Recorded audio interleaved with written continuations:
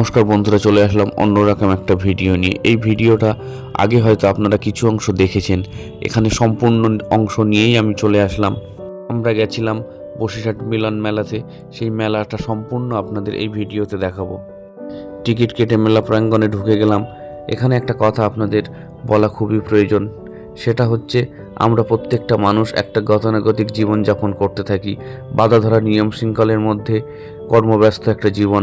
এই জীবনের বাইরে মাঝে মাঝে বেরিয়ে একটু আনন্দ উৎসব, ঘোরা, বাইরে কিছু খাওয়া দাওয়া, এটা আমাদের প্রয়োজন, তাহলে মনটাও ভালো লাগে। সেই রকমই উদ্দেশ্যে ছুটিতে বাড়ি গিয়ে ওয়াইফকে নিয়ে বেরিয়ে পড়েছিলাম একটু মেলাতে ঘুরতে। আসলে আমারও কাজের চাপ, ও বাচ্চা সামলাতে সারাদিন ব্যস্ত থাকে, কোথাও বেরোনো হয় না। যাই হোক, আমরা দুজন বেরিয়ে পড়লাম মেলাতে ঘুরতে।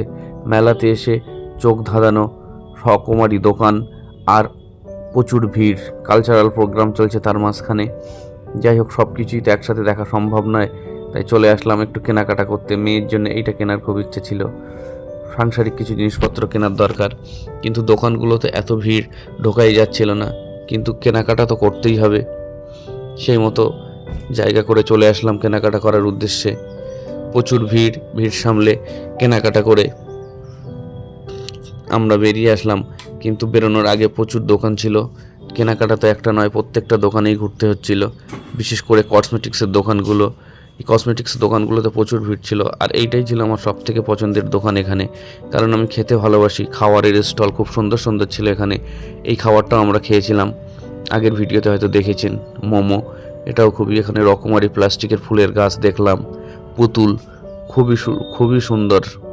এখানে সোনার চেন বিক্রি হচ্ছে, সোনা কিন্তু খোলা বাজারে বিক্রি হচ্ছে এই মেলাতে, এটাও দেখলাম।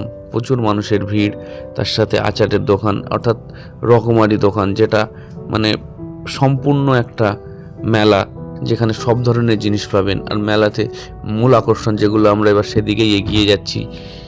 কসমেটিক্সের দোকানগুলো, সানগ্লাসের দোকান ছাড়িয়ে চলে আসলাম। বেলুন ছাড়া মেলা অসম্পূর্ণ থাকে। আমরা চলে আসলাম সেই বন্দুক দিয়ে বেলুন ফাটানোর স্থলে।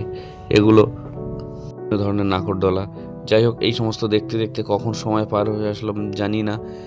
কালচারাল প্রোগ্রাম ছিল, আয়ুষী সঙ্গীত শিল্পী, ওনার আসার কথা ছিল, উনিও মঞ্চে চলে এসেছেন, কিন্তু আমাদের বেশি সময় থাকা যাবে না, তাই আমাদেরও বেরোতে হবে।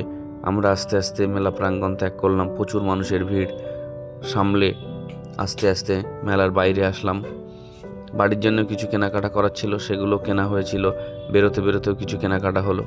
যাই হোক, আস্তে আস্তে বেরিয়ে আসলাম মেলা থেকে। ভিডিওটা কেমন লাগলো অবশ্যই কমেন্ট করে জানাবেন।